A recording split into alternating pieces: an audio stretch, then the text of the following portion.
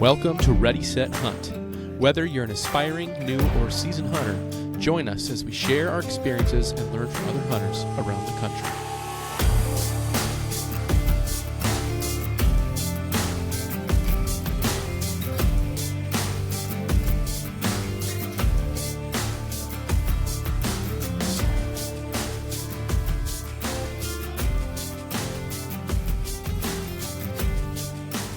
Okay, This is it. this is it. We've been talking about doing this for about 2 years. Picked up some mics, did some logos, sitting in a basement with a computer, having audio recording problems, but here we go. Definitely novice, but here we go. This is the Ready, Set, Hunt podcast. I am one of your hosts. My name is Peter Cassada. I'll let Chris introduce himself. My name's here. Chris Rausch. We're buddies. Yeah, buddies from Minnesota, and just really wanted to create something, put something out in the very crowded hunting space that is maybe kind of an area that isn't covered nearly as deeply by maybe some of the larger channels out there. Well, we've been talking about doing something for a long time. Like, we're passionate about products, hunting, gear, wilderness, conservation. I mean, you name it. We've been having lengthy yearly discussions on, like, man, we really want to get in and contribute to people, and we're passionate about this. How do we do that? And it always kind of stalled for the most part, and we're still passionate. It hasn't left, but you floated this idea, and it kind of rang true. And I'm like, let's do it. I kind of figured it's like we're already talking about it, so let's just turn on some microphones and see if people like listening to it. But Loved it. No, I loved it. And that's kind of a definition of how our relationship is too in our hunting space. Just, as we get into this conversation, you're very technical on the side of bringing regulations, knowing details, and I'm like a gear up. That sounds great. Let's go partner. go with the flow. And we get out in the field, and to be honest, we're relatively successful. Yeah, and this isn't a brag fest. No, not at all. But it's exciting, and I think that's what hunting should be. If you're not excited about it, like, why are you doing it? People are miserable in general that go out and sit in like a duck blind, and that's their only first experience, and it's like pouring rain on them. They're like, I'm never doing this again. I never saw a duck. Yeah, and that is hunting in a way, but there's so much more to that. And I think we have a lot of friends, and that's the heartbeat of our why as we begin to talk about this, of people who are interested in our kind of endeavors of, we're going in deeper, exploring out west, different types of hunts, different types of game. And they're going, hey, that sounds really fun. How do you do that? Like, where'd you start? Mm-hmm. And that is our why. That's our heartbeat for this whole thing. Yeah. And I think you and I, coming from slightly different backgrounds when it comes to hunting, I think this is what's going to be kind of interesting is, I'm coming from a hunting background where I didn't really grow up around it or with it. I had some family that hunted, but it was never really a part of my life, really until I got out of college. And that's when I wanted to, I don't know, my interest was piqued. And so I decided, you know what, I'm just going to do this. I don't know what I'm doing. I don't really know anyone who does this actively. But I'm just going to jump in and see how it works. And so, did you have anything in your life that resembled like kind of the skill set or ingenuity or of hunting? So because you seem like you slid into it relatively easily. It fits you, at least from what I know. Yeah, I think it was just kind of a curiosity that I just needed to, kind of like an itch I had to scratch in a way, just this curiosity. And when I get super interested in something or just motivated by something, I really chase after it really hard. As we get into like kind of our backgrounds and people get to know this conversation, and this is invitational as well. Like, if you're out there and you've never gotten into hunting, you're curious, that's the heartbeat of this, like we said. So we want to be invitational to you, and as we get into different topics or specifics about hunting. But what I wanted to tap on is I'm curious about no one knows this, but I do. You were a deep sea fisherman in Alaska, and I always think that is so cool. Is that pre hunting, or is that post? And how does the fishing space in that season of your life play into hunting in general, or getting into it? That was like pre me really getting into hunting, and that was just a summer after my freshman year of college, just wanting to, have an adventure, make some money on the side, help pay for college. And so yeah, I got to be a fisherman in Kodiak, Alaska for a summer in this during the salmon fishery in the summer, and just got to see some wild places, experience some wild people, and I don't know how much that actually played into my decision to jump into hunting. I think I did have some influences with some friends at college, some people that hunted, but none of them super hardcore. I couldn't even tell you. I think it was the idea that I just wanted to live more adventures in my life after going on this big adventure. It's like, how can I seek similar adventures back home in the lower 48? And then how can I, kind of be self-sufficient? And I think the idea of like wild game really interested me too. Because when I first started, I first started hunting when I moved back home from college, and I live in the Twin Cities area, Minnesota. I was like, I don't really know where to start. I don't really know what to do. I only knew a handful of people that were really active hunters. And so it was like, I'm just going to go online and just start reading everything I can. I decided my first foray into hunting would be deer hunting with a shotgun, because here in the southern half of Minnesota, it's all a shotgun zone. And so I was asking people like, hey, do you have a 20 gauge shotgun I could borrow? Do you know anything about hunting deer? What kind of slugs should I use? Like all this stuff. And I just kind of went for it. And luckily I have an uncle who has some land a little south of the Twin Cities here. And so I asked him if he'd be willing to let me hunt his place. It's not like big acreage or anything, but there's deer there. And he's like, yeah, sure. Why don't you just come on out, check it out? And so, I went out there, and I look back on it and just, cringe at some of the things I did. Just trounce into the woods, making so much noise, literally being out there like 2 days before the firearm season starts, like trying to build like a natural blind to sit in because I didn't have any tree stands or anything like that. But lo and behold, I think it was the second day of firearm, I literally sat behind a big fallen tree in a folding chair, and I wrapped myself in a blaze orange blanket because, it's early November in Minnesota. It's cold. I'm sitting there shivering, and I actually kind of nodded off.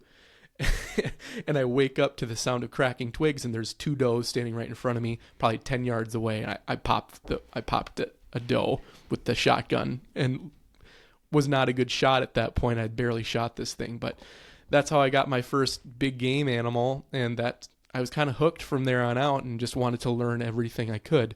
But yeah, so that's my background of how I got into hunting, and from there just completely took off hunting pretty much everything I could, whether it was waterfowl or upland birds or big game or whatever it was. I wanted to be a part of it, and it's really become a lifestyle for me.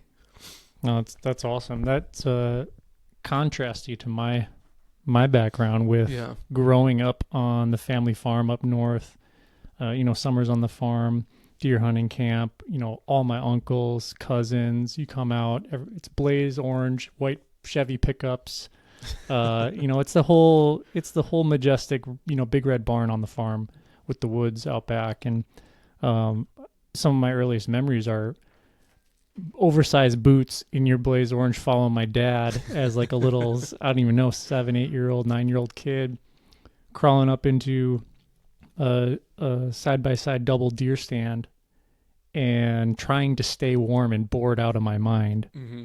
But also, and my dad is amazing. Like the fact that that's not necessarily his background from all I know.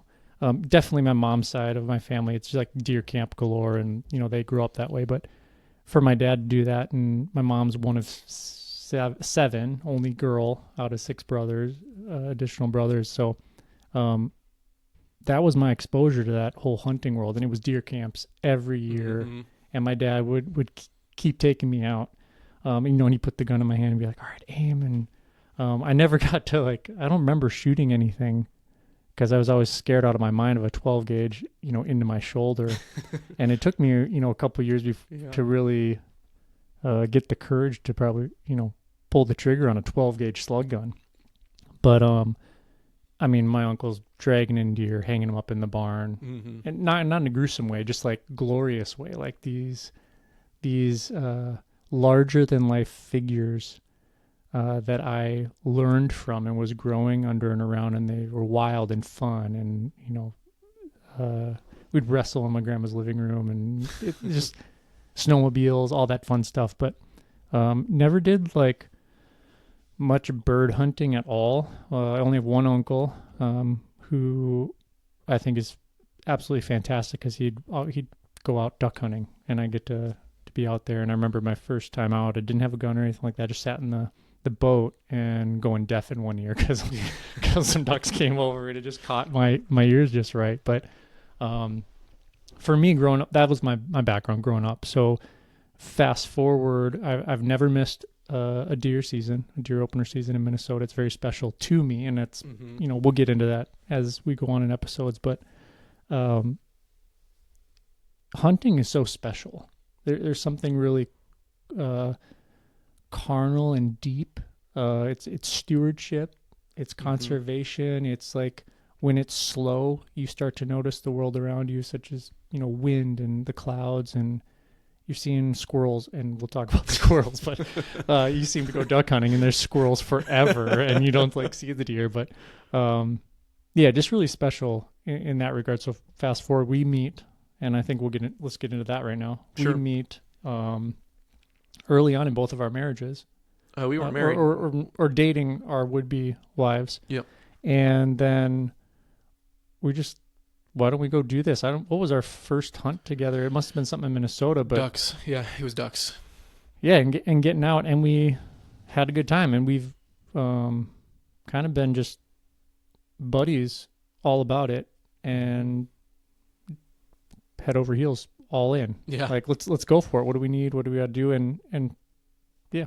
Yeah, so. I think I was thinking about the other day. I think you and I have been hunting together for 8 years now, which is crazy to think on 8 seasons worth of memories. Half of those, or halfway through those 8 years, is when we started doing some other hunts in different states, which is just a whole different animal. But yeah, it's been a very fun experience, because you and I were so different, in pretty much every way you can think. Chris is like 6'6", and lanky like a giraffe. Lanky, and I'm like 5'10" and fairly stocky build, and personality wise we're just so different, but we make a great team, and so it's been really fun. And I think one of the best ways to, when you're getting into hunting, or if you want to get into hunting, is if you can find a buddy to do it with, just so it's not that way. It's not a lonely experience. And don't get me wrong, I enjoy hunting alone on occasion. There's something special about that, just getting out into nature, and it's just you and everything in the woods. But it's also really special to be able to hunt with your buddies too. Yeah. So specifically, like if you are, you've clicked on this podcast, or you're just thinking around the podcast world looking for content that hopefully you're going to think is rich, but just two guys, do it yourself. How do you get into this? Why do you get into it? If you are interested, as we're talking about this, just find people around you that do hunt, or get out for doing pheasants or doing duck or something, and just ask to go along. Hunters in nature, like naturally, are pretty open, easygoing people in my experience. Even if we see them out in the mountains out west or something, there's kind of this common space of understanding of like, if you're here, okay, I'm going to move along. I'm going to respect you. There's that element of respect. Yeah.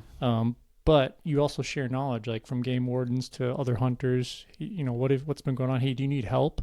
People have been, you meet people that need help or stranded, or it's a good space to be a part of. It's a community. I think that the term hunting industry gets thrown around a lot, and obviously there is an industry around hunting, but I really think we need to kind of rebrand it to hunting community, because you might be out hunting the same area as another guy, and is he your competition?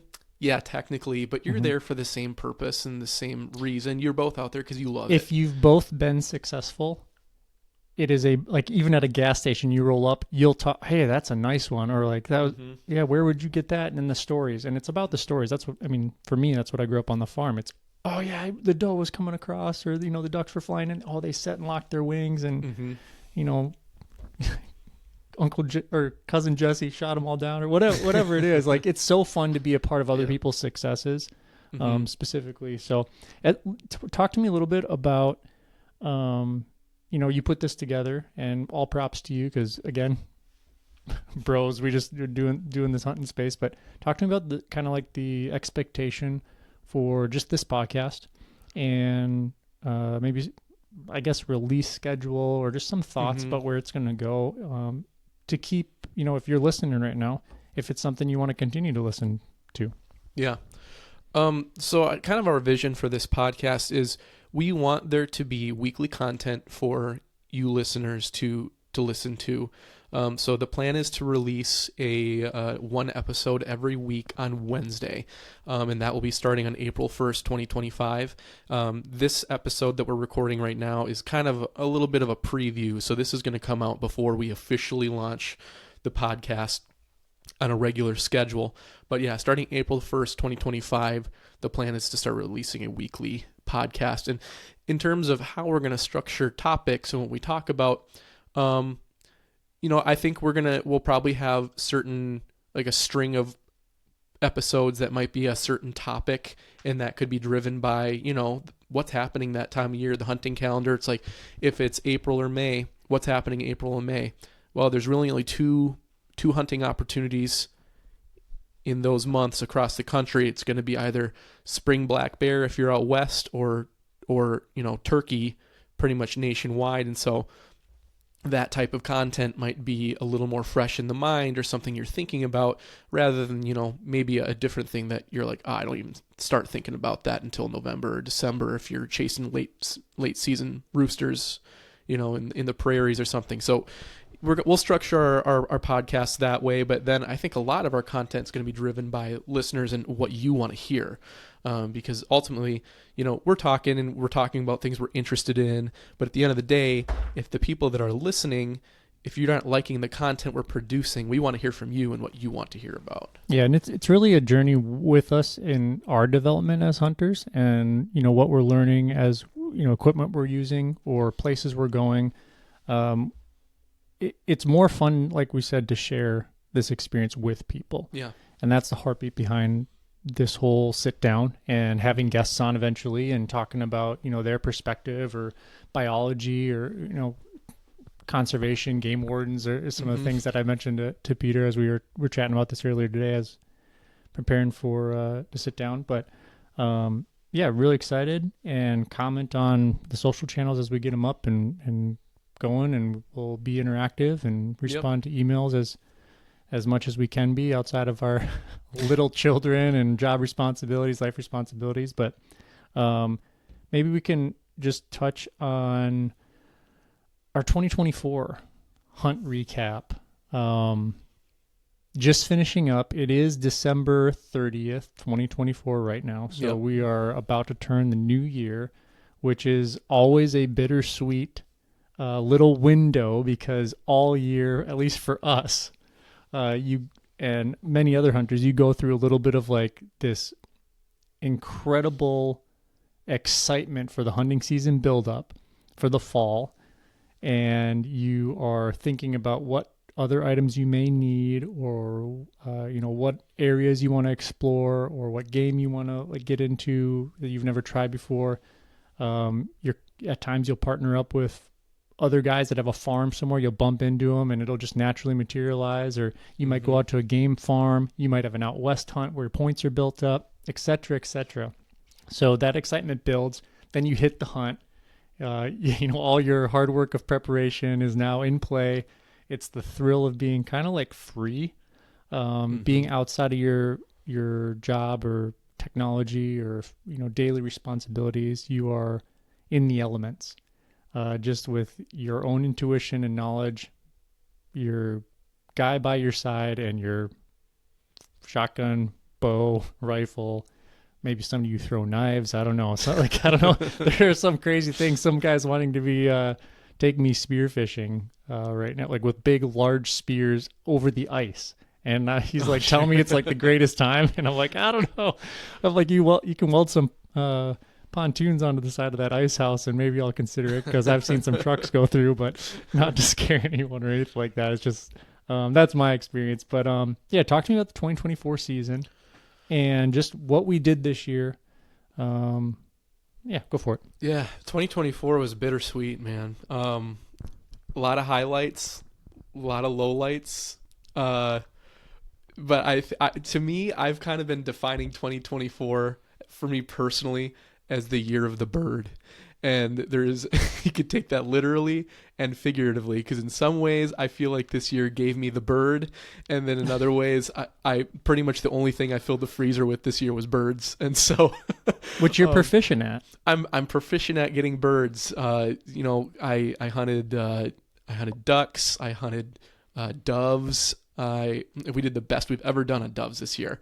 I've hunted grouse quite a bit this year. I got pheasants, so lots of birds in the freezer.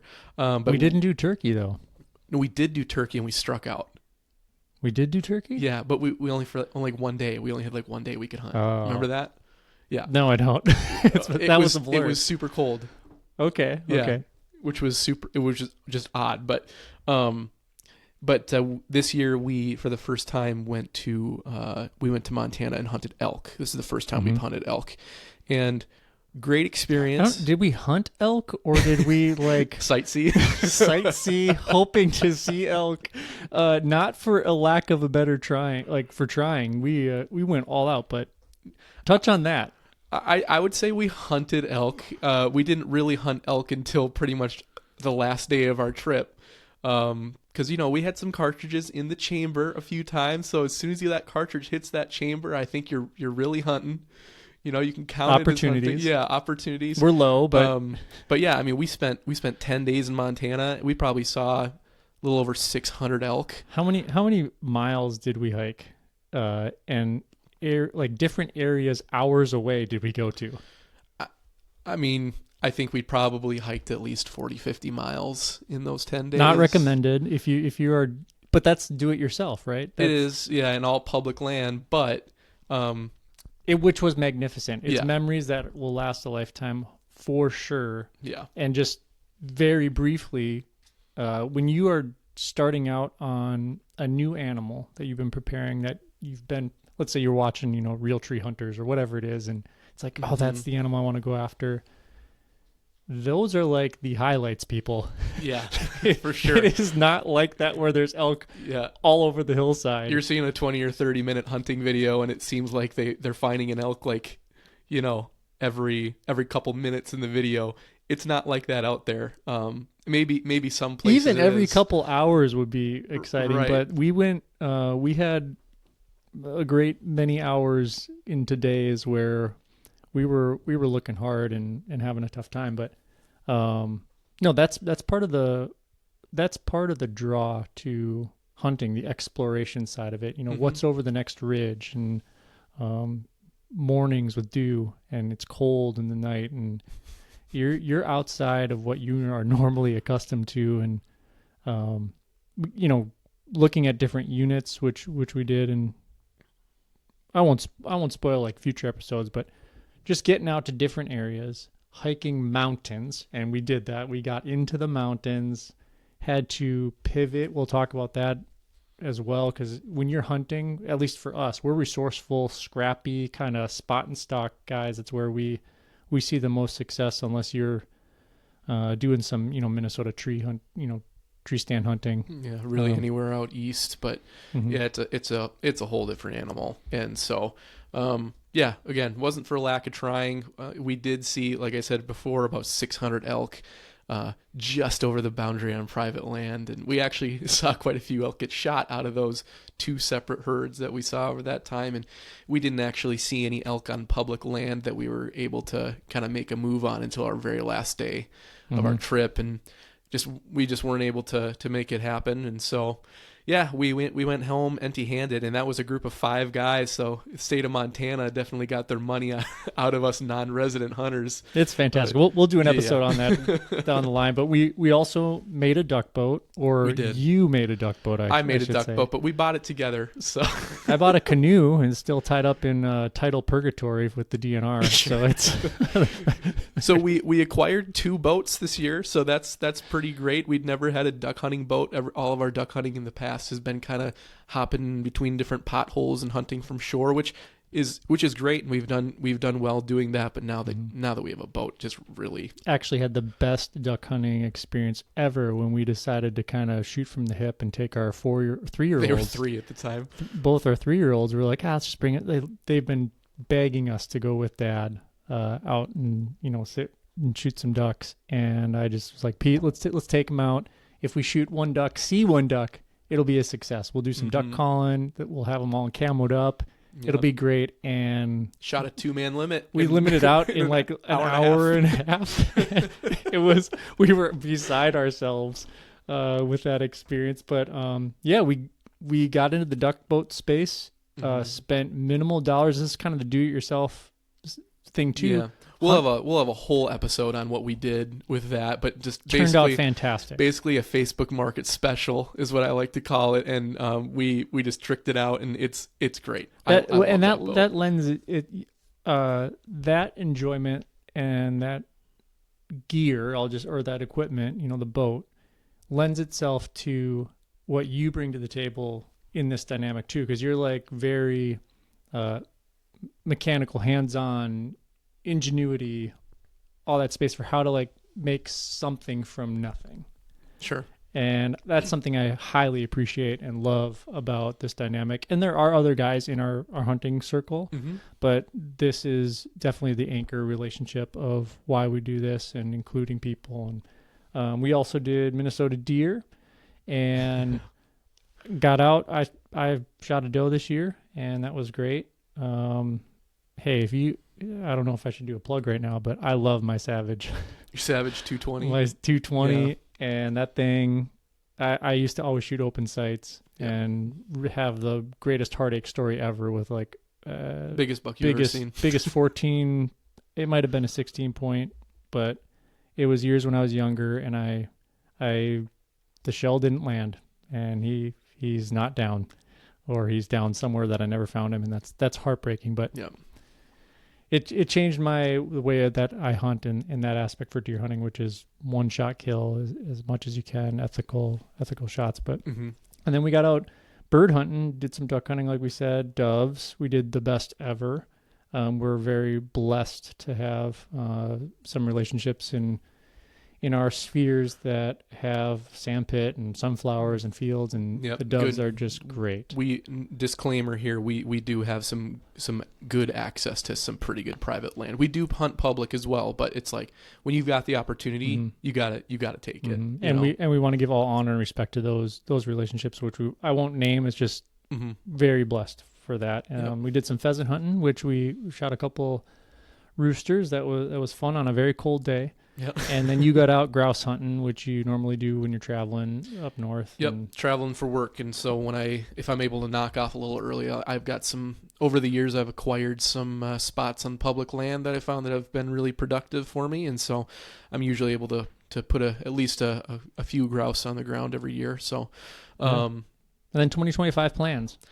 So let's just look forward now. That's kind of our recap for what 2024 held. It was great. It was busy with family and bouncing work and just a lot going on. So you do have to pick and choose your scheduling. For sure. And because we had that long elk trip end of October, early November, it really did it did limit what we were able to do the rest of the hunting season. Just it's a strain on your family, no matter how long you're gone. It definitely can be a strain on your family.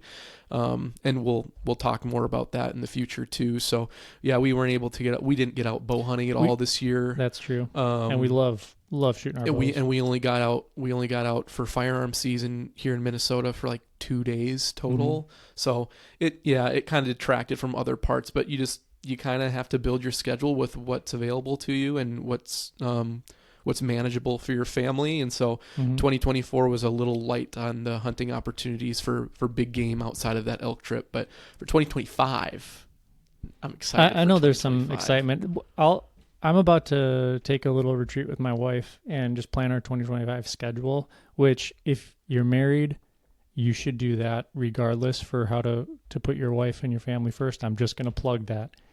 Everything will be better if you do that. But like hunting for us as a family too is putting meat in the freezer. Oh, for sure. And I think there's a sense of fulfillment as a man, and I'll just speak for manhood, to bring something home and put on the table and fill up your freezer. We buy some beef from Nebraska, and my wife's got an uncle who raises them, so that's fun in one way. But the game side of it on the other side is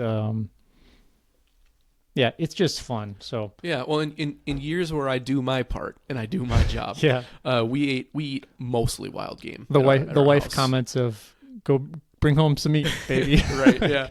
But yeah, we eat mostly wild game at my house, especially when it comes to red meat. We're almost strictly venison, antelope, whatever. And a lot of people are kind of standoffish and scared of game, specifically because I don't think it's gotten the correct rap that it needs to get. If you don't cook something the right way, if you don't prepare cereal the right way, it's going to taste terrible. Like you let it sit out for a couple days in some milk or hours or whatever. I think it's the same with any game. I think that's almost more of an older generation thing now too, though, because I feel like a lot of the people, and listeners, you can correct me if I'm wrong on this, but I feel like a lot of the people that are wanting to get into this hunting space, they're really interested from the food side of things. And I think that kind of turned a corner when COVID happened. Kind of the ethically sourced organic space. Yeah, and I think when COVID happened, everyone kind of realized, wow, like if society were to shut down, like we need to be able to take care of ourselves. I need to know how to, procure meat for my family. And so how do you preserve it? All that stuff. So I think there's been a big shift and a big interest in hunting from the food perspective, which really is the point of it. I think there's so much more to hunting than just the food, but that's the main reason we do it, right? Yeah. And so we'll talk all about. So looking forward. Sorry, I didn't mean. I was gonna say we'll talk all about processing your meat, and we'll talk about field dressing and recipes. That's kind of a part of our vision too. We want to talk about literally everything that goes into hunting. We're just two normal guys, like literally two normal guys, no different than you or anybody else. I'm not Steve Ranella, who I admire, and Remy Warren and some of these guys that are the hunting community heroes.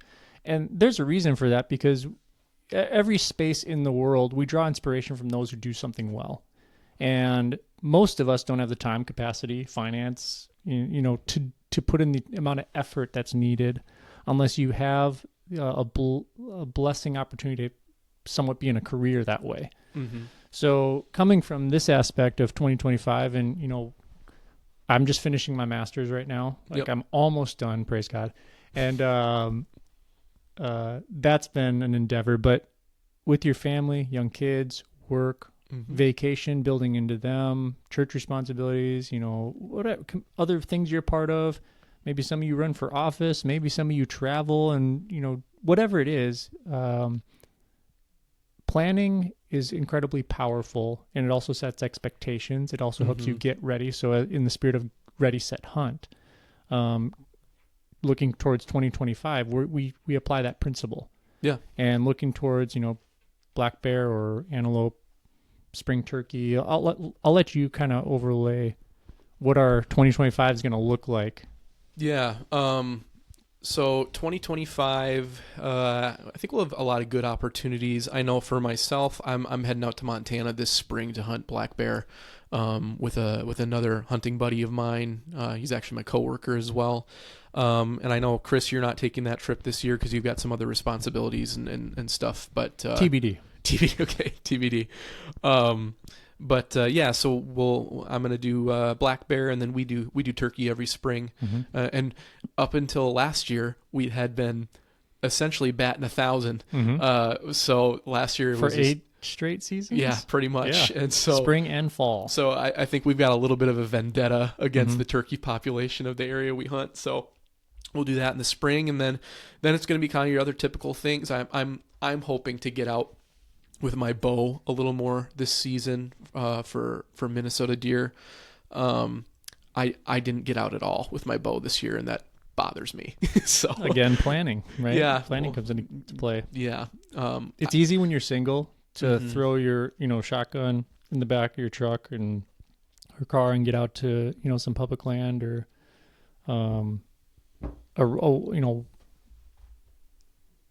waterfowl refuge where you can just truck in, sit, and get a hunt in. Yep. And that's fantastic. If you are in that season of life, it's probably not going to stay. You're probably not going to keep that season of life forever. Yeah. So make the most of it. But man, planning that out and figuring out, what your year's going to look like just helps you as a hunter not overlook things. Because when you get in the field and you haven't prepared and you aren't set and you're hunting, it's a terrible feeling. It's terrible. I hate it. It's terrible.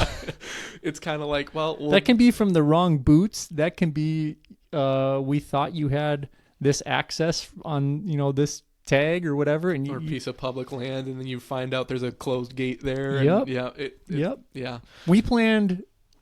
We looked at a unit in Montana for months and months and months. Yep. From water to, where elk would be feeding, to where they'd be bedding, to where the sun, weather. I mean, we were where our campsites could be A, B, and C options. Mm-hmm. And we get quality intel from somebody we trust. From a local buddy, and he's like, I don't think you want to go there. And that's part of our 2024 elk story that we'll touch on and relive with the listening ears here. But if you don't plan and prepare to be successful and have that opportunity to be successful, you are planning and preparing to fail. And that's something that my brothers say. They're in the law enforcement, military community, missional aspects, business, anybody doing something that has an end goal, you have to have steps to be successful and attain that goal. Yeah. But anyway, kind of off of that, the rest of 2025, we'll do some, hopefully more archery hunting. We'll do waterfowl, which is, I think we hunted ducks pretty hard this past year. I think, which is another reason we probably didn't bow hunt as much as we normally do. 100%. We just built a boat. So we wanted to use the boat. Exciting. We also hucked that boat in to a back pond lake area that was terrible to get to, and we probably had no business bringing that boat back. It was it's heavier than you have to have at least 4 grown guys to get in, and it's not crazy big or anything like. It's just a heavier boat that's put together well now that we've built it the way we want to build it. Well, it didn't help that we had to get it back out, you had to lift it up like a 15-degree incline for a good 75 80 yards. It was rough. Which is why we got a canoe. Went out and got a canoe, and now it's in, like I said, DNR purgatory because there's some funny DNR titling going on. Again, that's another Facebook Market special. Yeah, and it's going to work out fantastic. It's a brilliant investment because now we can go back to that same spot with a light canoe and throw some decoys in, and it'll work out great. We'll talk about that someday when we're more successful on that front. But 2025. Yeah, waterfowl. We'll probably do some pheasants at some point as well. I'll do my grouse thing like I usually do. There's some. Do you have some standardized, checklists of hunts you're going to do, game you're going to go after that are always going to be staples? Yeah, I think a lot of that's just kind of opportunistic too. Like for me, because we're blessed with our current. Like in Minnesota, we have access to uncles with land and different things like that. Exactly. We have access to some pretty great private land. And then I keep on bringing up grouse. I'm going to do a little shameless plug of the state of Minnesota. But the state of Minnesota, I think it's a fairly widely accepted view that the state of Minnesota has pretty much the best rough grouse hunting in the country. Maine might give it a run for its money, but Minnesota truly is excellent. It's wild that I haven't been out with you grouse hunting yet. And my dad has. He drove 3.5 hours to go meet you up north. Again, that speaks to being opportunistic because I was up there for work. Hey, if I was retired, I'd be doing that too. And then your dad was mowing the lawn at their lake property, and I knew he was in town, so I'm like, hey, I'm gonna be out hunting. You want to just walk with me? I'll bring a shotgun for you, and buy the right license or whatever. But yeah, I talk about grouse just because it's opportunistic. I don't make a lot of grouse trips just for grouse trips. I usually do it when I'm working, and I just happen to work in some areas that has some pretty good grouse hunting. I know you're looking forward to bear because it's been a kind of one of those special. I can't wait to get to do this someday in life hunts for you. Yeah, and it is for me. Like doing something brand new is really really fun, and you do it to be good at it and successful, but besides those, with kind of your 2025 schedule, your yearly schedule, your staples, what are your 1, 2, 3s that you most look forward to, and why? Spring turkey is one of the staples, just because there's nothing else going on that time of year, and you've had 5 months off from hunting, and so you're just, if you're as obsessed with hunting as we are, it's kind of like you're ready. It doesn't even matter. I could be hunting like blackbirds, and I'd be excited about it just because it's the first opportunity after you're finishing what I started to talk about, which is the expectation. Then you get into the hunting, and after it, you're pretty much exhausted if you've hunted hard, and then you want a little bit of break, which is the holidays, and you come out of that, and all of a sudden it's springtime, and you realize, oh, there's nothing to do forever. Right, yeah. And then that's why spring turkey's special, because it's like, let's go get a turkey. And they're fun, they're witty, they're intelligent, they're smart. It's hard. Turkey hunting is hard. Yep. But it's so fun when you're successful to that. So then you come out of spring turkey, if you are successful, which we have been, and you're feeling good. You got the momentum starts to build for the year. You get into summer, which is fishing, which we enjoy fishing. Yeah. And I don't get out and fish nearly as much as I would like to, but but we got a boat now. Yeah, we do have a boat. That does change things quite a bit. But yeah, you get through summer and fishing, and also in summer I really try and focus on family a lot too. You invest in those, in that family bank as much as you can during the off season, 100%. So that you can really focus on hunting when that time of year comes around. And you want to, as a dad and as a husband, you don't go hunting because in any way you want to be away. I think for me it's personal time. It's a time where it's a detox almost, in the sense of mental, physically, spiritually. But yeah, you invest during the summer in your families. It's usually when you take vacations. I take more mine in the fall. But your family appreciates that. Yep. Your kids appreciate that. And as you're gearing up into the fall, our kids are getting older, so we're going to have some pack mules coming up the line. And both their current size, I might call them more like a pack goat. But yeah, maybe pack cats. They're about that size, 4-year-olds. But no, that's fun. So you said turkey. Your spring turkey is one. Yep. And then, would you include turkey just in general, so your fall and your summer or your spring? Turkey's not a priority for me in the fall. If I have the opportunity, because we do have a fall turkey season here in Minnesota, and so there have been years where I've been able to fill a turkey tag in the fall. It's usually when I'll be archery hunting deer. That time of year, I'm not doing a whole lot of mornings for deer. One of our first hunts together, you witnessed my arrow through a turkey. Yeah, and the turkey running out of the woods for its life. Yeah, arrow inside. A skewered turkey running around. It flops over in front of you. Flops right in front of me. I guess that time of year I'm more focusing on hunting deer with a bow, more so in the evening, not doing a whole lot of morning stuff yet. That's kind of conventional wisdom. A lot of people would probably disagree with that. So number 2 would be what? My number 2 staple, it's probably whitetail with a bow. And then 3? The past 4 falls we've been going out west doing something, whether it's antelope or mule deer or elk or something, and so I guess number 3 would definitely be. Am I supposed to be ranking them right now? I don't know. I was just more thinking like chronologically. The do-it-yourself spirit. Anyone listening trying to get in. What is easiest maybe, and what is difficult. Deer hunting is. I think the mainstay hunting idea in people's heads. Yeah. Maybe duck too. I think it depends on where you're from, but yeah, I think deer is kind of it's like the sexiest one to go on after, because you can have a mount, you can get because it's a big rack of and antlers, you do have meat, right? Yeah, you're able to bring home substantial freezer packability. Yeah, but I gotta say, like, in terms of like where my priorities lie, I have fallen in love with Western hunting. But then again, you go back to your roots, and I started off by deer hunting here, from a tree stand. I would say they're just so different. I would say that's an easy evolution, right? Yeah. As a hunter, just starting out, all I ever knew, like I said when we started this conversation, was deer hunting in a tree stand. Mm-hmm. And you might get down from that tree stand and walk like a slough, or the side of a field fence line. Or if you're from like the North Woods, you might do a deer drive with your family if you're part of a deer camp. And I've seen less and less. Like when I was a kid, I remember deer drives all the time. Like I'd see neighbors and people on farms walking fields.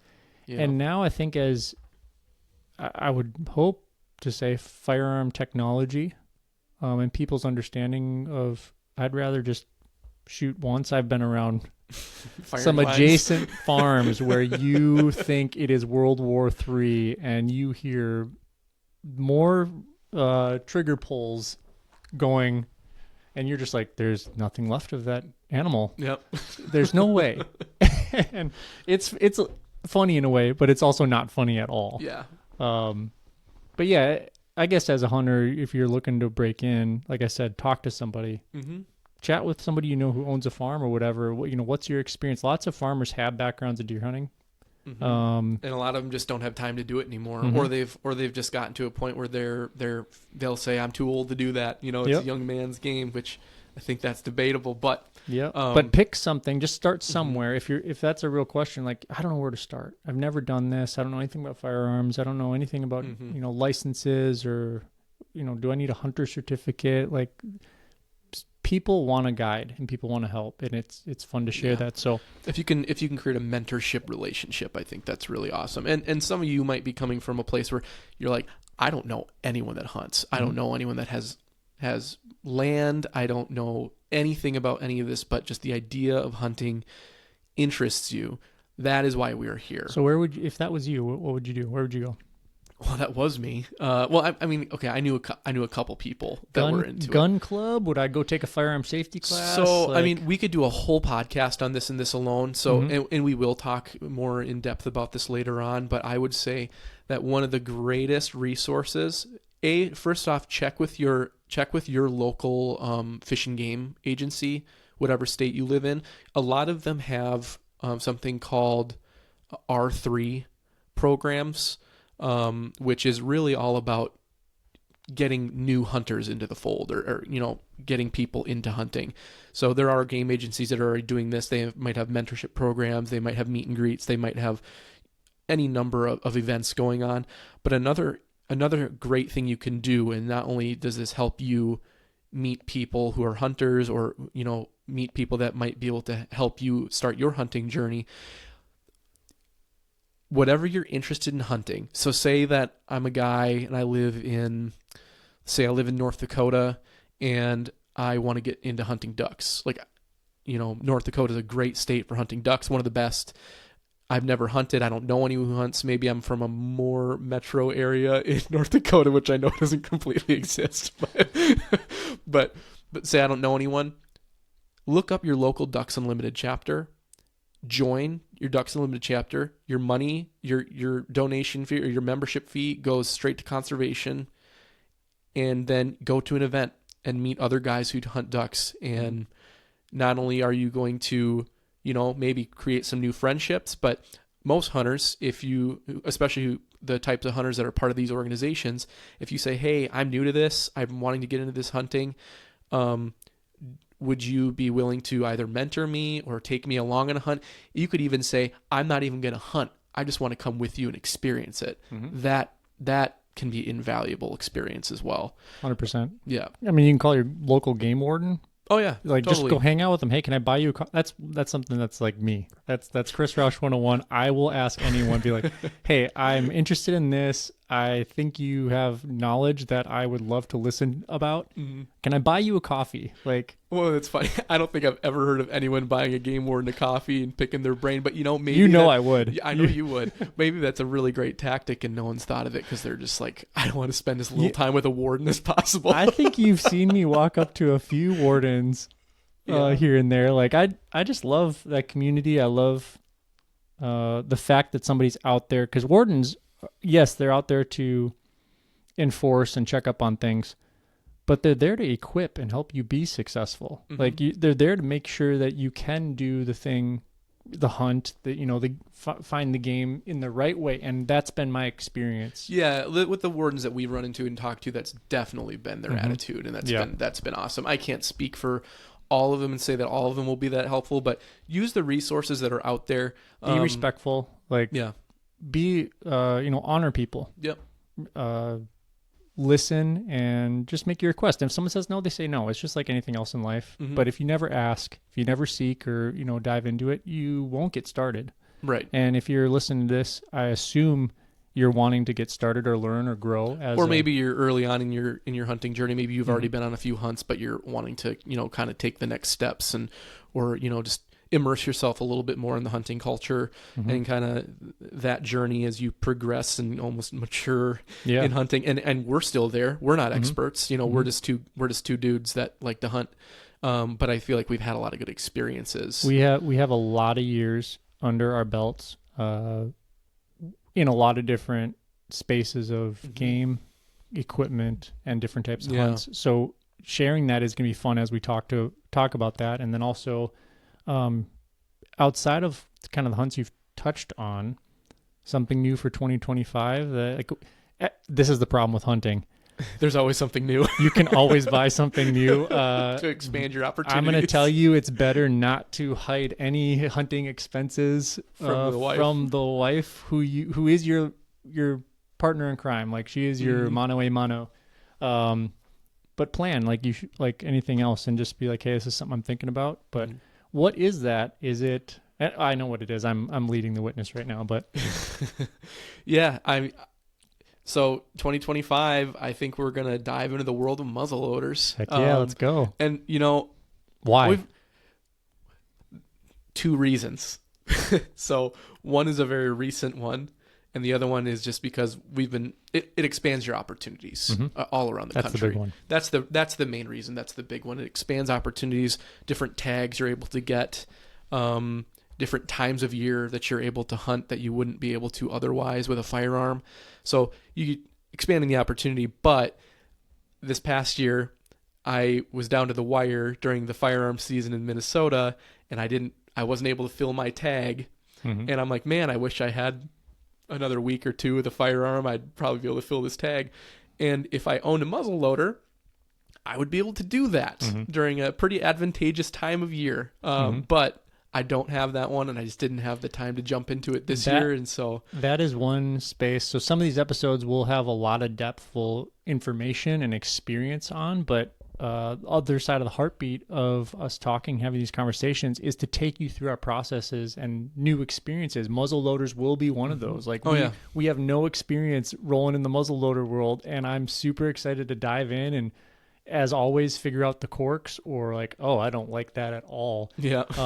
And we run similar equipment, and I think that gleans itself simply from we like quality stuff. And we test out different gear and the way of doing things, which is why we kind of fall into the same space. We don't use all the same stuff. No. And each of you out there, each hunter, that's okay. That should be celebrated. If you like something, don't let people give you crap for it. Have an open mind for how to improve your experience, maybe to stay a little more dry, maybe to aim a little bit truer, or do something with a little bit less effort, such as don't pack 7 days worth of meals for a 3-day hunt. For a 3-day hunt, and add 20 pounds. Right. There are some clearly better ways to do things. But again, to each your own. We have one guy that's just like, no, I'm gonna haul this in, and he's all about it. So Power to him. That's power to him. I'm not gonna do that for Miles, but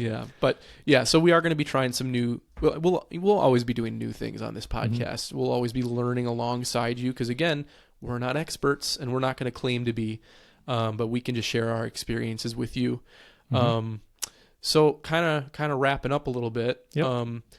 Basically from here, you're not going to probably hear our voices in maybe a couple months while we're just kind of getting things ready in the background to make sure that we're able to consistently, have a podcast each week for you starting in April. But in the meantime, what you can do is you can subscribe to this podcast. Yes, you can. You can comment. It's a little button. You just press it. Yep. And so then when those episodes do start dropping, you will get one every week. And also, if you like what you listened to today, leave a review. 5 stars would be appreciated, but be honest. Yeah. Be completely honest. We're not going to waste your time. Obviously, this is this is the promo and a recap of just kind of what this is going to be about and what we're looking to contribute to this space and be inviting of. Like, we want people to be involved in this community conversation. Yep.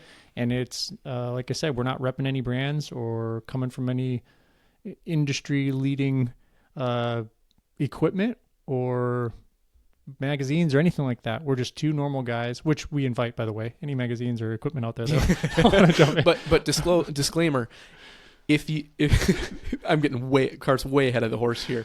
If there ever were someone who wanted to sponsor us, we will not have you be a sponsor unless we believe in your product. Correct. So we're not going to sell out. You will probably learn very quickly the things that we love because I think the things that we love and that you love as a listener should be celebrated. And again, don't let people give you crap for what you want to bring to the hunting space. Yep. In general. So anyway, subscribe, leave a review. Find us on social media. We are on Instagram, we're on X, and we're on Facebook.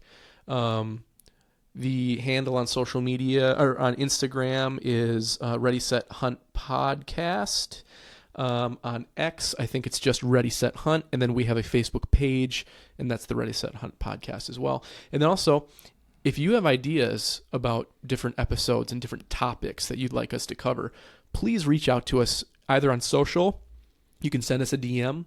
We'll do our absolute best to look at all of those and to respond to all of those, and just even if it's like, yep, got it, we'll add it to the list. You can also email us, and you can email us at readysethuntpod@gmail.com. And again, we'll read everything for sure, and we'll do our absolute best to respond to everything. But we really do want this to be driven by you guys as well. Yeah. So thanks for listening to this intro episode. Yep. God bless you. God bless America. God bless the hunting community. Go out, find out what you need to do to be ready, get set, and go hunt some stuff. Awesome. Thanks, guys.